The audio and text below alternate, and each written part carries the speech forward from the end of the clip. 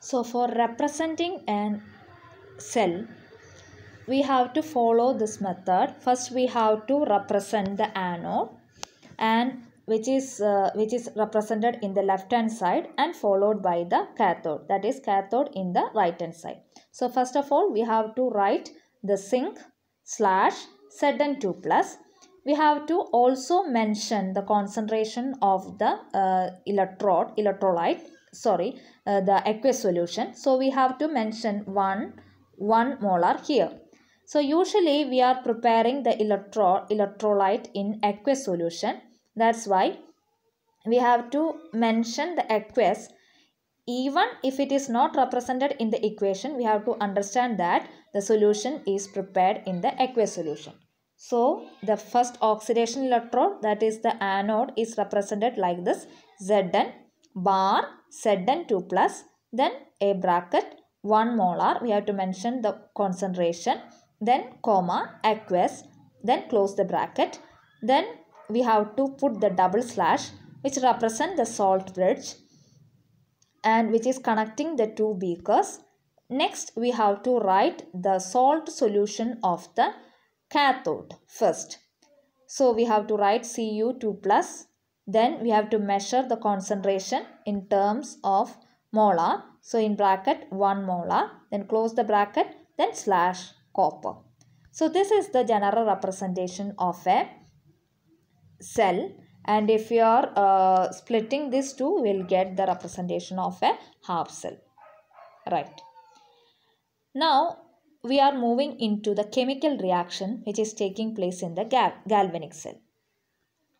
See here, we know that the zinc is the anode here, and in the anode the oxidation will occur. So what will follow in the zinc electrode? We can say that the zinc electrode is zinc atom is converted into Zn2 plus ion, and it is come to the solution. So this is the shown by the red arrow mark.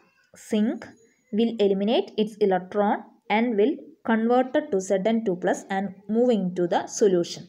So the chemical reaction which is taking place in this solution, in this electrode, is Zn gives Zn2 plus 2 electron.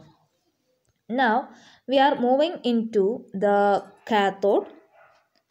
In cathode, what will happen? In cathode, we can see that the copper ion in the solution which accept the 2 electron from the electrode and converted into Cu atom and deposited in the electron.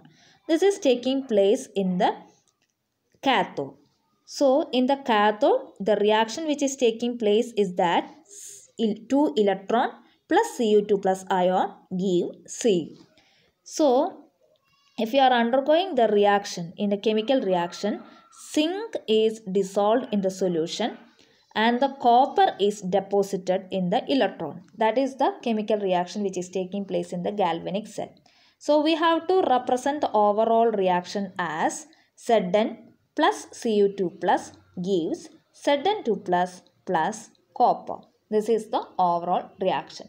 So if you are representing the galvanic cell, we have to represent this cell representation, and we have to mention about the cell is represented, how we have to represent the cell both pictorially and by representation of a cell.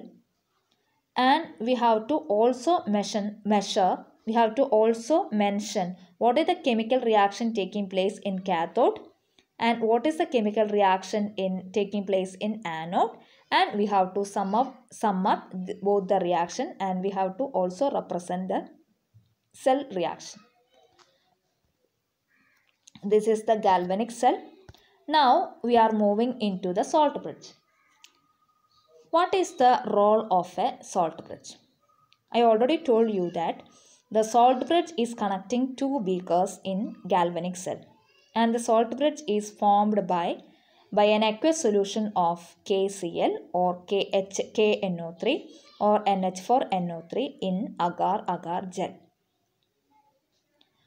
And what is the role of this salt bridge? So this is a very important question. What is the role or importance of the salt cell? So the importance of the salt bridge is that it is used for completing the electrical circuit in galvanic cell, and it prevents the mixing of the two solution of the two half cells, and it also helps to maintain the electrical neutrality, and it prevents the accumulation of the charge in the two electrolyte solution of the cell by allowing the free electrical migration of the ion through it. These are the importance of the salt bridge. So if we remove the salt bridge, the reaction of the chemical reaction which is taking place in the cell, that is the redox reaction, will end up very shortly, and we will not get the current for a long time. So that is the importance of the salt bridge. If you are using the salt bridge, we can take up the current for a long time. Hope you understood the concept. Thank you.